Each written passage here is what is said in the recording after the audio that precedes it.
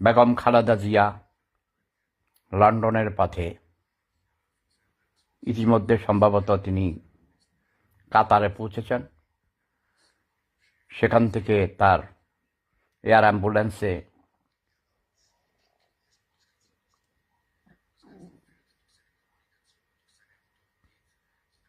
কিছুক্ষণ তারা যাত্রা বিরতি থাকবে এবং তেল, পেট্রোল, গ্যাস যত কিছু ঢুকাবার দরকার, মানে এরোপ্লেনের যত খাদ্য দরকার, তাই না, এনার্জি, সেগুলো ঢুকাবে। সেখান থেকে লন্ডনের উদ্দেশ্যে তিনি আবার যাত্রা করবেন।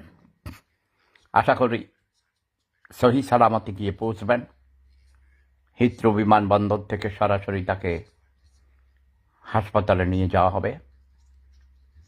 তার ছেলে, বড় ছেলে তারেক রহমান এবং তার স্ত্রী জবেদা রহমান, তার নাতনি, কি যেন নাম, জাইমা, ব্যারিস্টার জাইমা রহমান, তারা তাকে রিসিভ করবেন। এবং লন্ডনে যারা আছেন বিএনপির এবং আশেপাশের ইউরোপের অনেক দেশ থেকে অনেকেই চলে গেছেন, শুনেছি ভিয়েনা থেকেও অনেকে গিয়েছেন। লন্ডনে হিথ্রো বিমানবন্দরে বেগম খালেদা জিয়াকে রিসিপশন জানাবেন।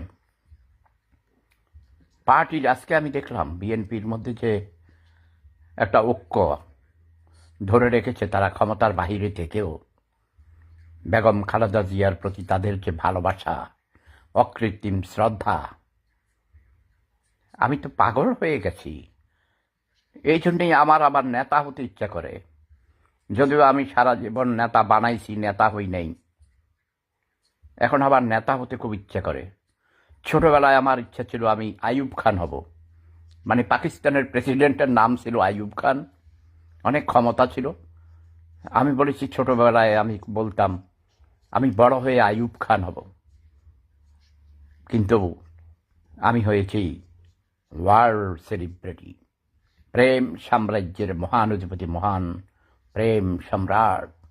হাজার হাজার আইয়ুব খানের থেকেও আমার ক্ষমতা অনেক বেশি, তাই না?